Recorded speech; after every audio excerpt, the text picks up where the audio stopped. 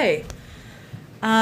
Today I wanted to start by providing a brief note on where we are with our battle against the pandemic at home. First, taking a step back, in December, the percentage of Americans willing to get a shot was in the 30s. We now have 70% of almost 70%, I should say, of adult Americans who have been vaccinated. That is a positive step forward, and it is an encouraging sign to us that we can still get more people vaccinated. Where we are today signals we've made pretty incredible progress with our vaccination effort. 60% of adult Americans are fully vaccinated, including 80% of seniors. Nearly 90% of teachers have gotten a shot. 95% plus of physicians have been fully vaccinated for the second week in a row. Last week, the 5 states with the highest case rates, Arkansas, Florida, Louisiana, Texas, and California, had a higher rate of people getting newly vaccinated compared to the national average. Again, this is a positive trend. And just one more recent proof point, in the reporting period from yesterday, nearly 500,000 Americans made the decision to get their first shot. Numbers like this signal to us people are understanding the urgency and importance of getting vaccinated, and rightfully so. So as you've heard me say in here a number of times, 162 plus million Americans are fully vaccinated. They have a very strong degree of protection against the variants. They are overwhelmingly avoiding severe illness, hospitalization, and critically important death. Unvaccinated individuals account for virtually all of the hospitalizations and deaths in the United States, and data out from the United Kingdom, which is experiencing its own surge in cases driven by Delta, showed hospitalization rates down 73% compared to December, when there were nearly identical case rates but almost no vaccinations. And what that means is the vaccinations are protecting people from hospitalizations in the United Kingdom, which is a positive sign. And deaths are down 93%. Further proof that getting fully vaccinated is the best thing anyone can do to protect themselves and those around them. At the same time, we are seeing a significant rise in cases in certain parts of the country and among certain populations, and they're concentrated primarily and overwhelmingly among the unvaccinated.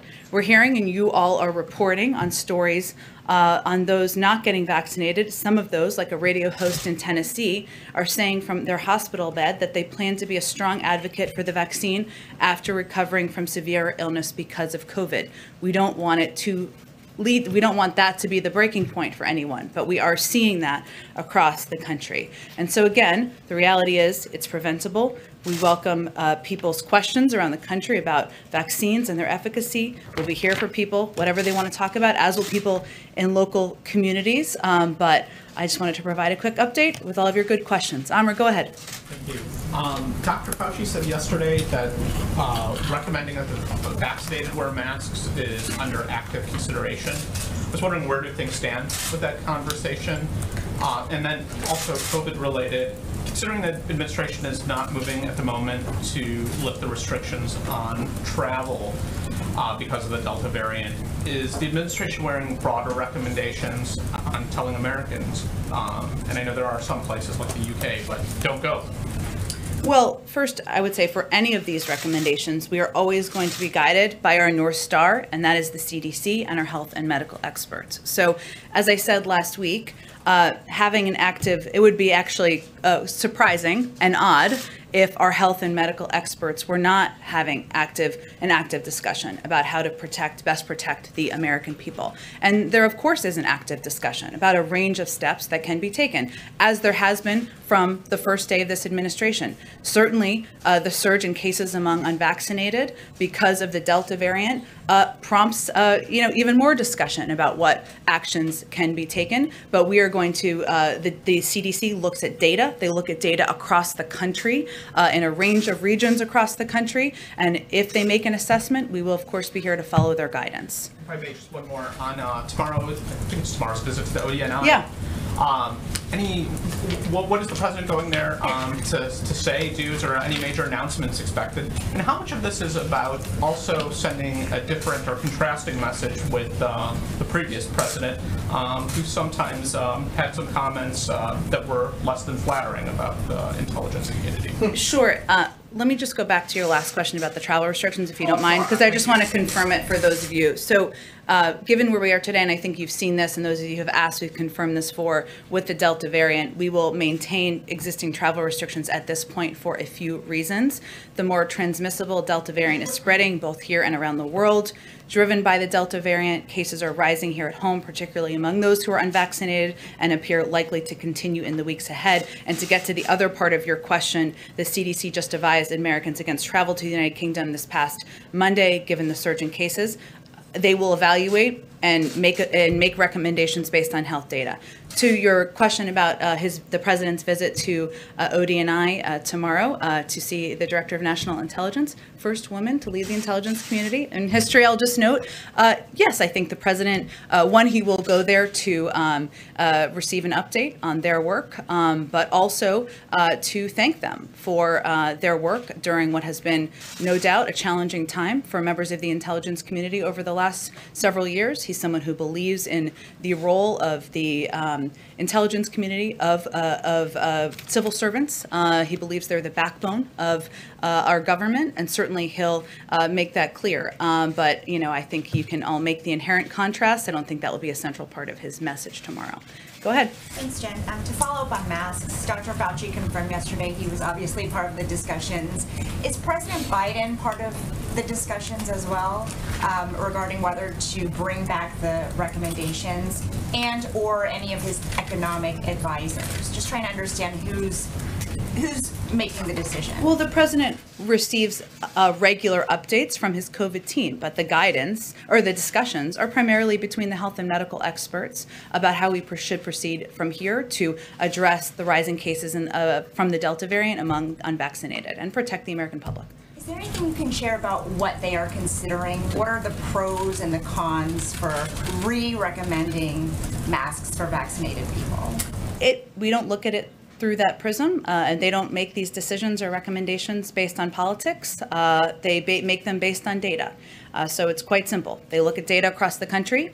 They make a determination about what steps they could recommend to protect more people and save more lives. And then if they make a recommendation, as you've seen over the past several months, we will work to implement it. But it is not more complicated than that. Thanks, Jen. And one on Afghanistan. Yeah. In recent days, there have been several U.S. airstrikes against the Taliban. After the deadline for troop withdrawal on August 31st, will the U.S. continue to support Afghan forces in airstrikes? Well, we've said we would maintain over the horizon capacity. Beyond that, I don't have any other updates. Go ahead, Kelly. A group of healthcare professionals are saying that there should be mandates for all who work in the healthcare system because of what they say is an ethical need to do so, to be vaccinated. And we see that there are local communities that are bringing mask mandates or recommendations. And so are we at a point where Americans should be looking to professional organizations, businesses, and local officials for guidance on what to do more than the federal government at this point? Well, first, I would say we would hope that the guidance is aligned with. There are going to be localities that have higher rates of outbreaks that they may make additional recommendations. They may take steps to keep their communities safe. We certainly have seen, as you noted, that there are institutions, including across the health industry, as many of you may have seen today, 57 leading healthcare groups, including the American Medical Association, the American College of Physicians, the American Academy of Pediatrics, and the American Public Health Association, all called for all healthcare and long-term care employees to mandate employees be vaccinated against COVID. Now, that is the healthcare industry where they are very much on the front lines. And these actions, in our view, are meant to keep patients and employees safe. And in fact, I expect our own federal healthcare providers may look at similar requirements as they do with other vaccines. As it relates to what the American people should look to, look, the CDC is looking at data across the country. They provide broad public health guidance, not based on politics, driven by science and data. And they make updates when they feel it is necessary to make updates, and then localities will apply that. Are you suggesting perhaps the VA would be making a similar recommendation or requirement? Is that what you're hinting at there? Well, I think there'll be more to say in the coming days on that, Kelly. But I will tell you that we certainly believe that that health officials are on the front lines of being vulnerable to getting COVID, and we certainly support these actions by these hospital associations. Does the White House view it as a benefit if employers as varied as the NFL to hospitals are trying to push vaccination. Would that close the gap, in your view, with some of those who have not yet done so for a variety of reasons? I mean, do you see this as another lever that might actually be helpful to the president's goals? It may. And beyond the president's goals, it may save lives, and that's the most important factor in our view. And so we're seeing institutions, healthcare providers, colleges and universities, the NFL implement different approaches and steps to incentivize and increase vaccination rates. The more people are vaccinated, the more the country will be safe. One last one. Do you expect that for air travelers domestically in the United States who've been required to wear masks by FAA regulation for a long time, that's set to expire in September, should we anticipate that that would likely stay in place given the Delta variant? I don't want to get ahead of any guidance by our CDC, but certainly they will continue to provide guidance on masks that keeps more people safe. Go ahead. Thanks, Jen. On COVID, Dr. Fauci says we're going in the wrong direction. Whose fault is that? Well, I would say first what he was referring to is the fact that because there is still a large population of people in this country who are unvaccinated, and we have the most transmissible variant that we've seen since the beginning of the pandemic, that more people are getting sick with COVID. And those numbers are not moving in the right direction. I think that's accurate, and you can see it by data. Okay, and then on crime, it has been more than a month since the president announced his comprehensive strategy to prevent and respond to gun crime and ensure public safety. This weekend in Chicago, 73 people were shot, 11 of them were killed. Does the president think his strategy is working? Well, I think you and I both know that when there's been rising crime rates across the country, including Chicago, for 18 months or more, that unfortunately it's not going to turn on a dime. And that we are working with Chicago. It's one of the cities, one of the 5 cities we're working with. The Department of Justice has a group in there to help address the transmitting of or the selling of guns and that are getting into the hands of people who shouldn't have them. We're working closely with the mayor and local elected officials. They have benefited a huge amount from the federal assistance and funding that the president fought to include in the American Rescue Plan. And what our hope is that we can work in partnership to bring crime down, save more people. In cities like Chicago, we know gun violence is a big driver of that. And after a couple shootings here in D.C. last week, the chief of police blamed some of the crime on marijuana dealers. He said he knows the people know that marijuana laws have loosened up. Does the White House think that it may be time to get tougher on marijuana? I think as we look to the crime that has been happening in D.C., again, one of the cities where we've seen rising violence over the past year and a half, one where we're working in close partnership through both the DOJ gun trafficking strike forces and as well as our community violence intervention collaborative. We're looking to address a range of causes, but working in close partnership with the mayor and police, local police, to bring crime down in our city. Go ahead. Thanks, Jen. Quick question on tomorrow. Sure. January 6th Selects Committee. Yeah. First meeting takes place tomorrow. Hearing takes place tomorrow. Yep. Do you know if the president plans to watch any of it, and what are his expectations for the House?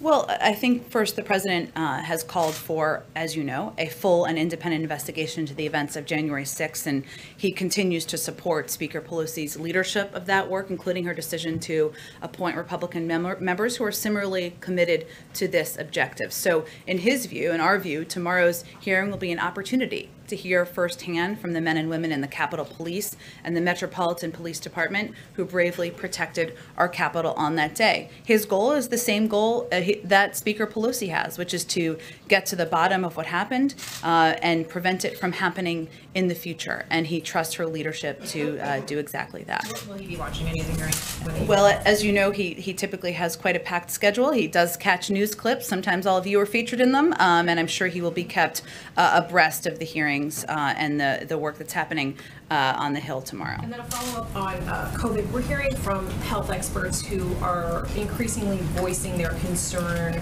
for the FDA having yet to grant full approval to COVID vaccines. Folks are using phrases like grave mistake, puzzling as to why they haven't yet.